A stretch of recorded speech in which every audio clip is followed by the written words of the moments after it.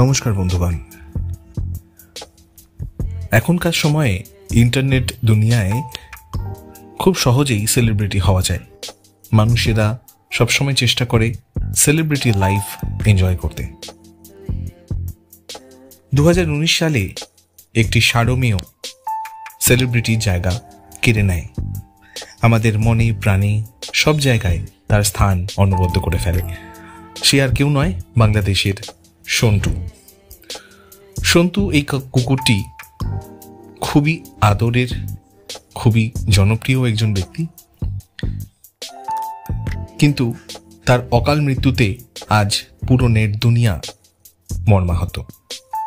কিছুদিন আগেই তার মৃত্যু ঘটে এবং সেই থেকে আজ পর্যন্ত প্রচুর অভিভাবকদের, সারমেয় অভিভাবকদের অনেক প্রশ্নের উত্তর আমি নিয়ে এসেছি। কেন মারা গেল সন্তু? তার প্রথম রিজন হচ্ছে টিক ফিভার, টিক জ্বর। টিক হচ্ছে একটি পোকা বা বাগ, যেটা আমেরিকাতে প্রথম পাওয়া গেছিল। এই টিক যে পোকাটি আছে, এটি যে কোনো কুকুরের কানের পার্শ্ববর্তী এলাকায় খুঁজে পাওয়া যায়।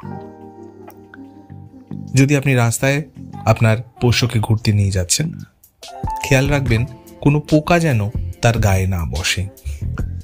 এটা হতেই পারে রাস্তার কোনো কুকুরের গা থেকে আপনার পোষ্যের গায়ে এই টিক উড়ে আসতে পারে।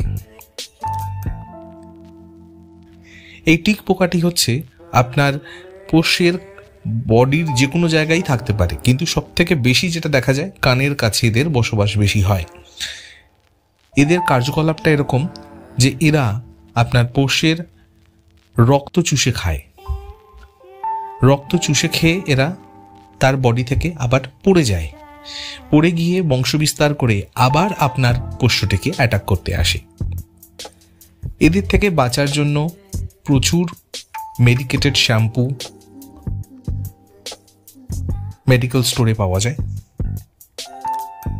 প্রচুর মেডিকেল সোপস আছে, মেডিকেল পাউডার্স আছে, যার প্রয়োগে এই টিক থেকে আমরা আমাদের পোষ্যকে মুক্ত রাখতে পারব।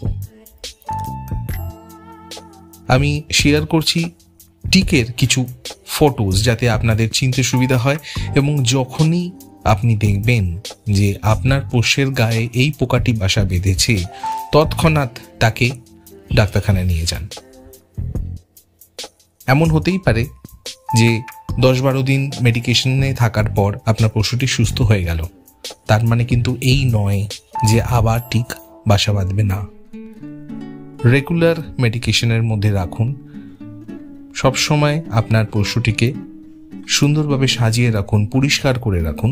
শুধুমাত্র যে এই টিক আপনার পশুটিকে অ্যাটাক করছে তা কিন্তু নয়, এমন অনেক প্যারাসাইট আছে যে আপনার পশুটিকে অ্যাটাক করতে পারে, এবং তার সিমটমস হচ্ছে সারা বছর ধরে আপনার পোষ্যর জ্বর, কাশি, সর্দি এগুলো লেগেই থাকবে। এই নিয়ে আরো তথ্য নিয়ে আরো বিস্তারে আলোচনা করব আমার পরবর্তী অংশে। সঙ্গে থাকবেন। ভিডিওটি যদি পছন্দ হয় অবশ্যই লাইক কমেন্ট করে জানাবেন আপনারা কোথা থেকে দেখছেন, আর আপনাদের মনে যদি কোনো প্রশ্ন থাকে টিক ফিভার সম্বন্ধে অবশ্যই নিচে লিখতে ভুলবেন না। নমস্কার, আজকের পর্বটি এখানেই। ধন্যবাদ।